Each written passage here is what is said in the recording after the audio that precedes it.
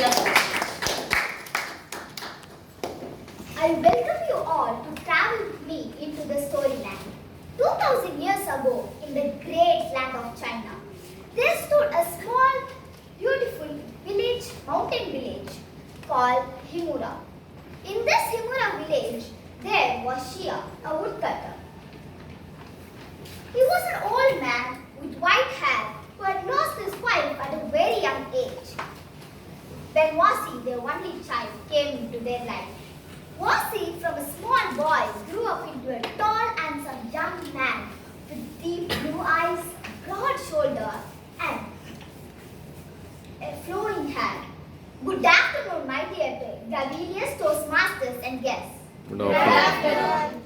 Let me tell you not the story of Wasi, but the story of Mia, the daughter of the village merchant who fell in love with Wasi.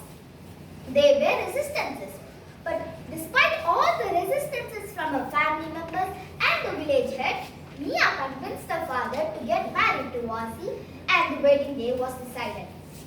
But let me take a pass here, friends, and tell you that this was also the time that twin men and the brutal tyrant ruled the great land of China. He used to attack villages mainly to capture resources and to enslave men for the construction of the Great Wall of China. So, this was exactly the day. Unfortunately, the day of the wedding was when the troops entered into the beautiful Himura village. The villagers stood in shock since the soldiers entered into the wedding party. Spears and swords flew left and right. Men who tried to resist were killed. Women were brutally attacked in front of the family members, and young kids were crying, experiencing the bitter taste of human blood when it splashed onto their lips. In the middle of all this, miraculously Mia escaped. In fact, the priest helped her for her escape into the village temple. But unfortunately, Wasi was captured and taken as a slave. So when Mia came out during the sunset, she could see the blood seeping into the village soil. She could not just believe what had just happened to the beautiful day of her life. She stood in shock, but she was determined not to stay in a place where love was not there. She decided to go to the place where the soldiers went. It was indeed the Great Wall of China getting built. So a long journey started. Every day she used to look up to the mountains and started walking. And she also carried an extra sweater, thinking that during her return she could give it to Wasi. Days passed, weeks passed, and months passed. At the end of this long journey, she finally reached the place where the soldiers and the slaves were. As she entered into this place, she could hear the clamoring voice and the sounds of the metals falling on the stone. The screams of the slaves and the shouts of the soldiers were louder. In the middle of the soldiers, she started to search for Wasi.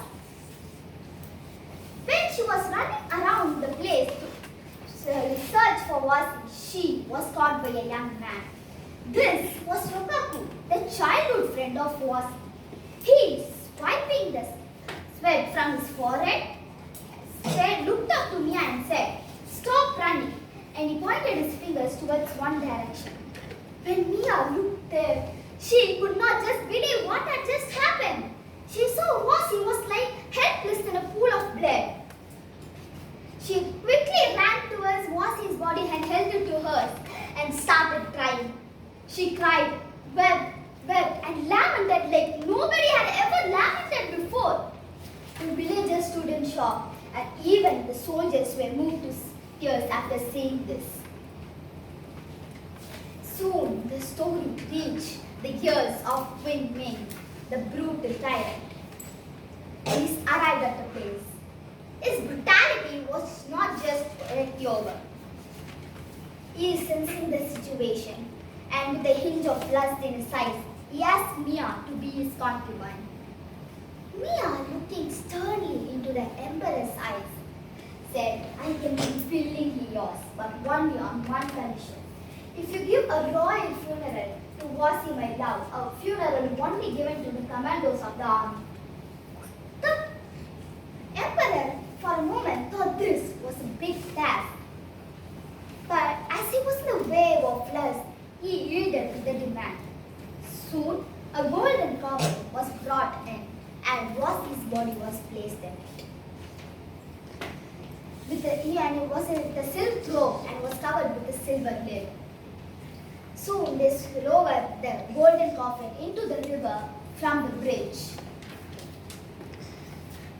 And all the soldiers stood in a line and gave a standing salute, as this was the tradition.